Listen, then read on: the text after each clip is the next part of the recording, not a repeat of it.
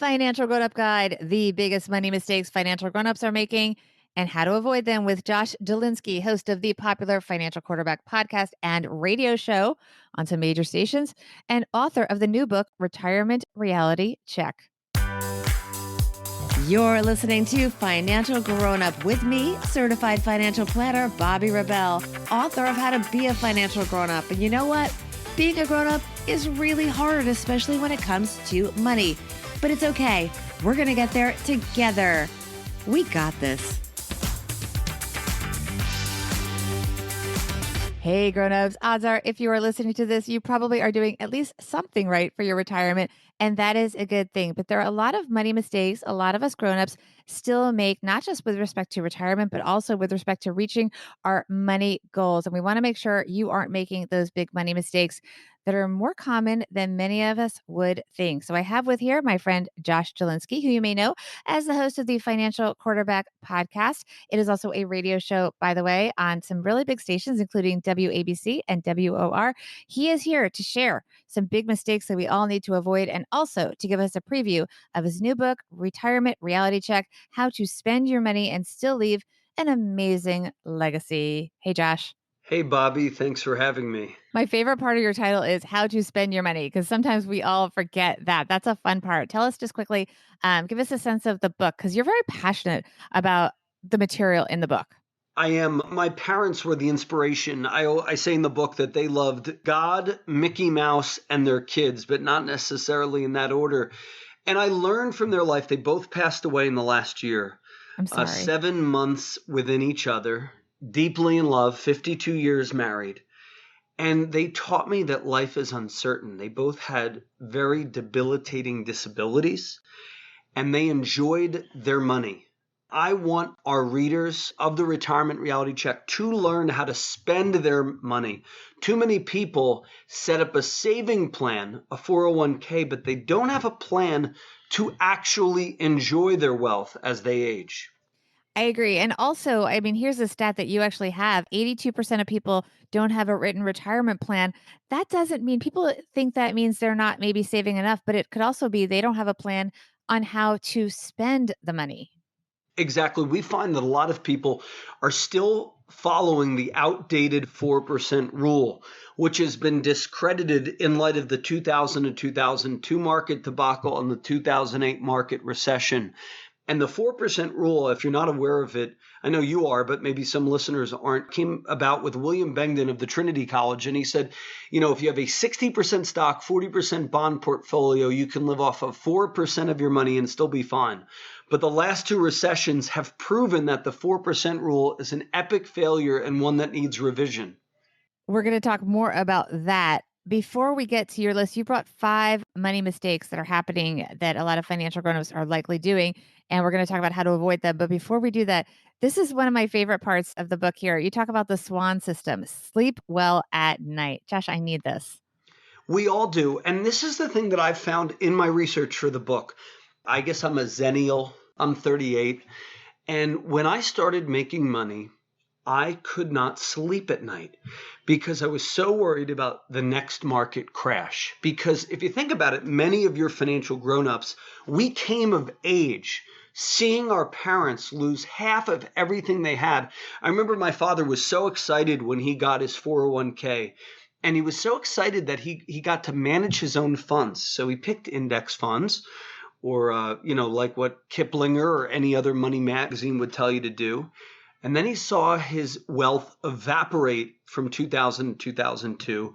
And then he had to take money out of his 401k to pay his medical bills. And he basically died last year penniless because he followed the old school advice that many of our listeners are experiencing. So I basically wrote the book in honor of my father's poor experiences. And so I tell people, if you are just starting out, whether you're a millennial, a zennial, a boomer, a senior, make sure you have a volatility buffer so that you can sleep well at night. I recommend you have one portfolio where, you have your index funds and your 60% stock and all that, but have one bucket of money, could be 100,000, could be 3 years of living expenses saved in things that are not tethered to the stock market and not tethered to the bond market that may go down if interest rates go up. Very wise advice. Let's get to your list of 5 mistakes that financial grown-ups may be making and how we can work to not be doing those things. You're on the topic of the markets. We are in very heady times now. We've had an inverted yield curve, all kinds of complicated things that, and also, by the way, index funds, you bring up an interesting point. People don't always realize that they are weighted. Talk to me, number one, about the market related mistakes that you see people making. Number one market related mistake is people are not setting up a volatility buffer and they are too busy focused on the pie. In my book, we talk about how the 60-40 pie is a lie. In the last downturn, if you were diversified in stocks and bonds, in many cases, they both went down. So one of the big tips is diversify not just into different asset classes, but also into different market strategies that are non-correlated to the general index, the S&P 500 and the like. Second mistake you think people are making has to do with risk. Yeah, they're not risk smart. Too many people are unaware that they can put money into an annuity, even if they're 40 or 38, and get a guaranteed stream of income when they retire. People are unaware of different long-term care insurance programs or permanent life insurance programs that will afford them. We were just talking off air about somebody who had some health issues. People are unaware of health risks are huge in retirement planning. And like my father, he was disabled at 40. Now, your 401k does not come with a disability proof plan, but people can set up disability insurance. And that's one of the most underinsured things that I've seen. Speaking of that, so the third thing that you wanted to talk about was common mistakes that people make with respect to insurance. Insurance is huge. People are woefully uninsured. I think everybody listening should buy term insurance equal to the amount that they plan on working. So if you're 45, plan on working till you're 65, you should have 20 times salary. If you're 55, you should have 10 times salary. If you're 35, you should have 30 times salary. That's in term. But also look at converting the term to permanent, because that's a great non-correlated asset class. And I mean, I'm looking at my whole life policies and they're growing, and I'm making about 4% tax free with no market risk. And I'm protecting, we just had our 6th child. And so if anything happens to me, my kids and wife are protected. But even if you're single, who's going to protect you if you're disabled or need long-term care? In some cases, these permanent policies have long-term care in the event of disability, so you could actually spend your death benefit while you're alive. But people are woefully uninsured, and young people should be also considering long-term care insurance. It's very cheap if you're 45 or 40, and it's surprisingly affordable even into your early 60s. We've had a lot of people say, oh, it's too expensive, but for $200 a month, you can make sure that you don't go into poverty due to a long-term care illness. Well, and I think that's important because a lot of young people think that they don't have dependents, but they can become the dependent, and a relative, a close friend, somebody may be taking care of them. You may need to provide financial support for that person in order for them to be able to care for you. Exactly. I think of my mother, who in the final months of her life was taken care of by my dear sister, Jessica. And if Jessica did not have, a family leave plan, she worked for Target at the time, she would not have been able to take care of my mother. But what happened? My mother passed away of cancer for 2 months. But what about if you have cancer for 3 years? I mean, I know people, they battle 2, 3, even 10 years and then they pass away.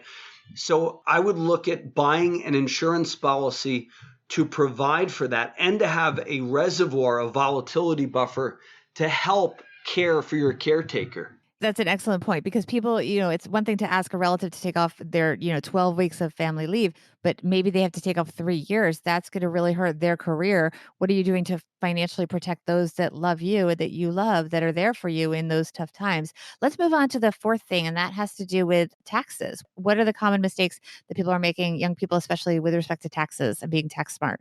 People are not tax smart. They are either not maxing out their 401k, which in the event of the new Trump tax plan, you get a higher standard deduction. And so what this allows you to do is you're able to get a better bang for your buck. So many people, I mean, I live in the Northeast where we don't have the same ability to write off our property taxes. The property tax cap is $10,000 a year, and some of us pay more than that in property taxes, state and local taxes.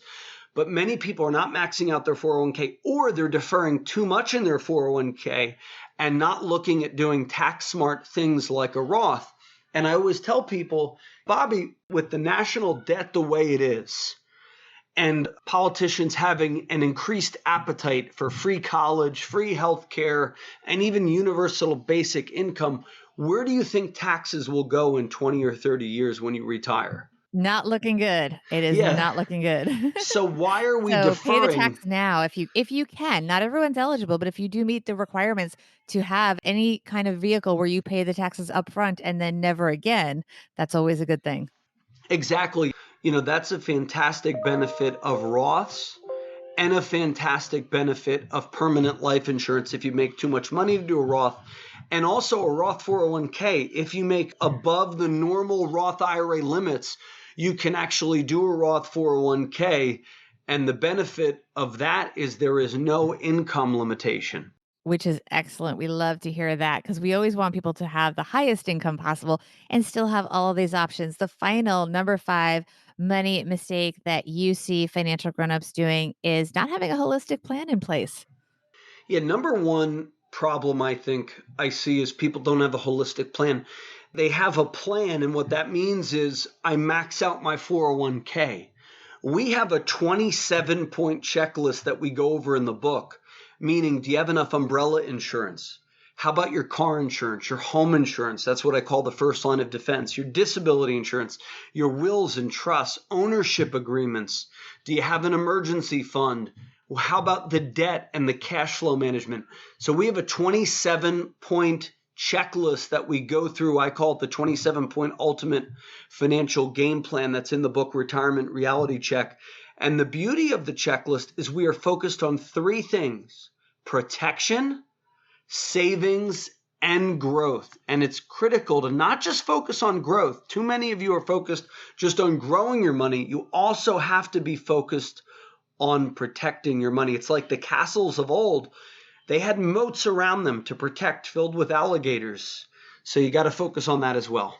All right. So much great information in this book. Before we let you go, tell us where people can learn more about you, get the book, all that good stuff, your socials, and so on. Well, you can go to my Facebook, fb.com/financial quarterback, or the financial quarterback on Facebook. At Twitter is our Twitter handles at your financial QB. And also you can check me out on LinkedIn. Just search for Josh Jalinski. And my podcast is available on iHeartRadio app and Apple Podcasts, and get my book on Amazon or wherever books are sold, Barnes & Noble, if you're not a internet buyer. A Retirement Reality Check from HarperCollins. All terrific. Also, I just want to do a quick thank you to everyone who supports the show by subscribing and writing reviews. If you have not, what's stopping you guys? Please be part of the community and follow us on Instagram at BobbyRebel1 and on Twitter at BobbyRebel. Everyone, pick up Josh's book, a copy for yourself, and a great idea. Give a copy to someone you love. Pay it forward. Thank you, Josh Jalinski, for helping us all be financial grown-ups. Wonderful to have you help me. I remember you on my radio show and really cherished the time we spent. You were a highlight. Yeah, everyone, check out Josh's radio show and podcast in all the places. Thanks, Josh.